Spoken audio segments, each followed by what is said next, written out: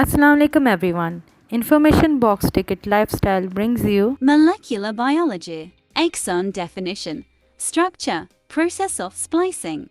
But before that, don't forget to like this video, subscribe to my channel and press the bell icon button for more videos. Exons. In molecular biology, exon is a section of a eukaryotic gene that encodes a portion of the final product of the gene, protein. By the term exon, E stands for expressed and ON stands for regions. So it is expressed regions. Exon is also described as an RNA segment that persists after post-transcriptional modification and is translated into protein or integrated into RNA structure. This section of the gene codes for protein.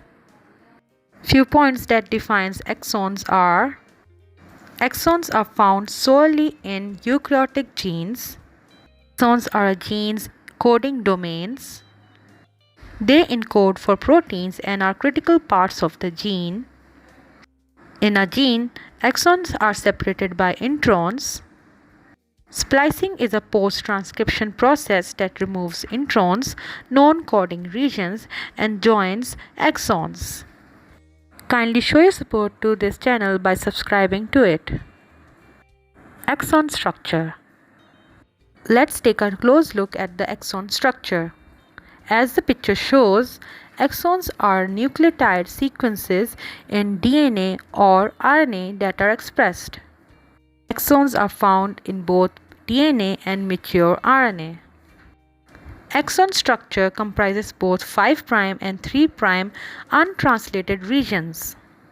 This comprises start and stop codons as well as other codons that codes for the proteins. In the diagram, you can see upstream regulatory system. What is the meaning of upstream regulatory sequence?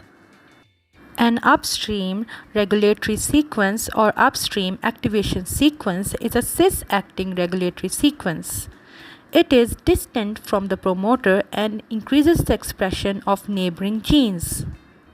To the next side of the upstream regulatory sequence, there is open reading frames. So what is the meaning of open reading frame?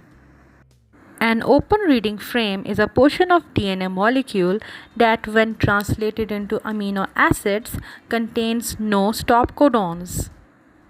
Next to ORF is downstream regulatory sequence. Like the upstream, that is towards the 5' end of the RNA molecule, downstream is towards the 3' end. When considering double-stranded DNA, upstream is towards the 5' end of the coding strand for the gene in question and downstream is towards the 3' end. Don't forget to like this video and subscribe to this channel. Splicing. Splicing is a process by which non-coding introns are removed from primary messenger RNA and exons are linked together in the main transcript. Few facts about splicing. A premature messenger RNA is converted into a mature messenger RNA throughout this process.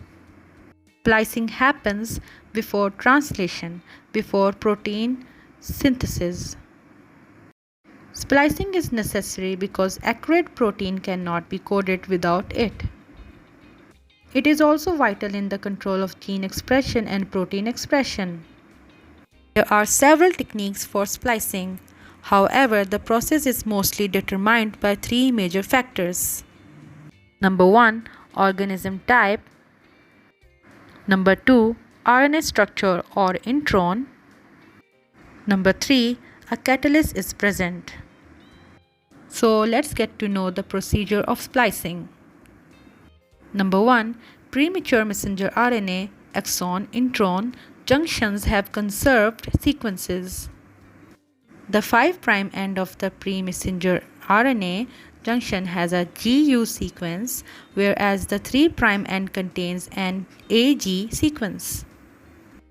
Number 2, these precise locations are referred to as 5' and 3' splice sites. Number 3, Along with these two sites, there is an invariant site 15 to 45 nucleotides upstream of the 3' splice site. This location is known as branch point or branch site because it is rich in A bases. Number 4. At the corresponding splice sites, the spliceosomes identifies these conserved sequences in the premature messenger RNA. Number 5. A spliceosome is a collection of RNA protein complexes, each of which is made up of tiny nuclear RNA and a protein. This tiny nuclear RNA and protein are referred to as small nuclear ribonucleotide proteins, SNRNP. Number 6. The spliceosome is made up of the following essentials: U1, U2, U5, and U4 and U6. U4 and U6 are contagious. Please don't forget to support this channel by subscribing to it. Now let's understand the pathway of splicing. Number 1. U1 and U2 are involved in the first splicing step. U1 attaches to the 5' splice site while U2 binds to the invariant or branch point.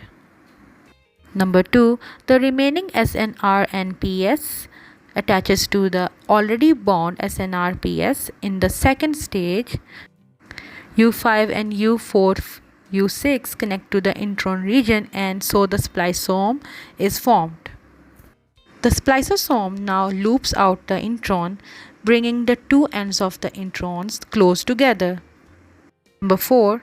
U1 and U4 are also released, whereas U6 is attached to both the 5' splice site and U2. Number 5. The 5' end of the intron is then cleaved and attached to the intron's branch point, which is rich in A. Number 6. Finally, the 3' end of the introns is cleaved, releasing the intron and allowing it to be degraded further by enzymes. The intron structure is also known as variant loop-like. Number 7. Finally, the two exons are linked together. Number 8. The SNRNPs are employed for splicing other introns, and the splicing process is repeated for the remaining introns in the premature messenger RNA. I hope the diagram helped you a lot. There are many splicing alternatives as well. Alternative splicing is a process of creating distinct messenger RNA versions by connecting different exons. Protein isoforms are produced as a result of alternative splicing. This alters the chemical and biological actions of proteins. This means that a single gene can code for many types of messenger RNA and proteins. As you can see in the diagram, the following are the most typical forms of alternative splicing. Number 1. Successive splicing involves the splicing of consecutive introns and the joining of consecutive exons. Number 2. Exon skipping is a process in which certain exons and their surrounding exons are removed from the pre-messenger RNA prior to translation. Number 3. Alternative 5' or 3' splice site. This can be accomplished by connecting exons at the alternative 3' or splice site. Number 4. Intron retention occurs when certain introns are maintained in mature messenger RNA. Don't forget to subscribe to this channel. Self-splicing introns. Self-splicing introns is a mechanism by which introns or RNA remove themselves from the pre-messenger RNA without the use of precursors or proteins. It happens through the phosphoester transfer pathway. With the help of the diagram, we will understand self-splicing by a phosphoester transfer mechanism. As you can see, the 3' OH of the guanine nucleotide is the nucleophile that attacks and joins to the 5' phosphate of the first nucleotide of the intron. Then, This leaves the 3' OH of the last nucleotide of the upstream exon available to attack and join the 5' phosphate of the first nucleotide of the downstream exon. Then these two phosphoester transfer results in a joining of the two exon and excision of the intron with the initiating G nucleotide attached to the 5' end. The excised intron is then circulated by attack of 3' OH of the last nucleotide of the intron on the phosphate between the 15th and 16th nucleotide of the introns. Further degradation effectively removes the intron from the reaction and helps prevent the reverse reaction from occurring. Note that the phosphoester transfers are rarely reversible unless the product's excited introns are removed. There is no increase or decrease in the number of phosphate bonds during this splicing. Kindly encourage me to make more videos by subscribing to my channel. Now let's conclude this whole lecture. Exons are coding regions in which specific amino acids are encoded. Exons play a critical role in protein synthesis. Introns are non-coding regions that separate exons. The method of splicing is used to remove introns. Splicing is accomplished by the usage of cellular machinery known as spliceosomes. Exons are linked together by splicing to generate a complete gene with all coding domains. A premature messenger RNA gets transformed into a mature messenger RNA at the end of the splicing process. Protein isoforms are formed as a result of alternative splicing and their biological and chemical activity varies. As a result, one gene produces many types of messenger RNA. Some RNA molecules are capable of self-splicing. And lastly, splicing is a crucial step in eukaryotes before translation. And that's it for today. Thank you so much for watching this video. Don't forget to like this video, subscribe to my channel and press the bell icon button for more videos.